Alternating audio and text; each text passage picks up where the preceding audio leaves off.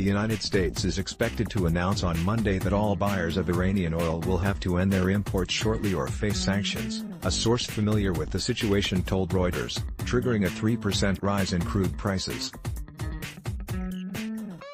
The source confirmed a report by a Washington Post columnist that the administration will terminate the sanctions waivers it granted to some importers of Iranian oil late last year. Benchmark Brent crude oil futures rose by as much as 3.2% to $74.30 a barrel, the highest since November 1, in early trading on Monday in reaction to expectations of tightening supply. U.S. West Texas Intermediate (WTI) futures climbed as much as 2.9% to $65.87 a barrel, its highest since October 30. President Donald Trump has made clear to his national security team over the last few weeks that he wants to end the waivers to exert maximum economic pressure on Iran by cutting off its oil exports and reducing its main revenue source to zero. In November, the U.S. reimposed sanctions on exports of Iranian oil after President Trump unilaterally pulled out of a 2015 nuclear accord between Iran and 6 world powers. Washington, however, granted waivers to Iran's 8 main buyers: China, India, Japan, South Korea, Taiwan, Turkey, Italy and Greece, that allowed them limited purchases for 6 months. On Monday, Secretary of State Mike Pompeo will announce that, as of May 2, the State Department will no longer grant sanctions waivers to any country that is currently importing Iranian crude or condensate, the Post's columnist Josh Rogan said in his report, citing 2 State Department officials that he did not name. On April 17, Frank Fannon, U.S.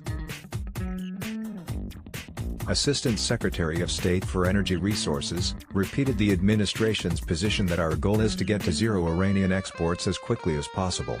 Peter Kiernan, lead energy analyst at the Economist Intelligence Unit, EIU, said a severe loss in Iranian volumes will put pressure on the supply side, given the political uncertainty currently blinding other oil exporters, such as Venezuela and Libya. Global oil markets have also tightened this year because of supply cuts led by the Organization of the Petroleum Exporting Countries, OPEC. As a result, Brent prices have risen by more than a third this year, and WTI more than 40% over the same period. Kiernan said he expected the Trump administration to try to rely on Saudi Arabia to reverse policy and increase volumes to calm market fears of oil supplies quickly tightening. Saudi Arabia is the world's biggest exporter of crude oil and OPEC's de facto leader. If there is a time for the U.S. to be able to take a hard line, it is now, with the Saudis having over 2 million barrels per day of spare capacity, said Tony Noonan, oil risk manager at Mitsubishi Corp in Tokyo. Asia hit hardest, and end to the exemptions would hit Asian buyers the hardest. Iran's biggest oil customers are China and India, who have both been lobbying for extensions to sanction waivers. South Korea, a close U.S. ally, is a major buyer of Iranian condensate, an ultralight form of crude oil that its refining industry relies on to produce petrochemicals.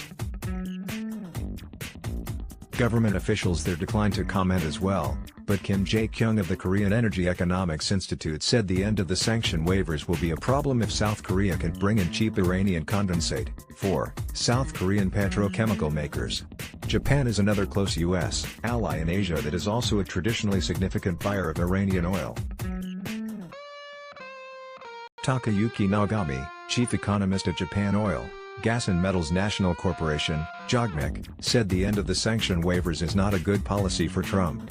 Nagami said he expected oil prices to rise further because of the U.S. sanctions and OPEC-led supply cuts.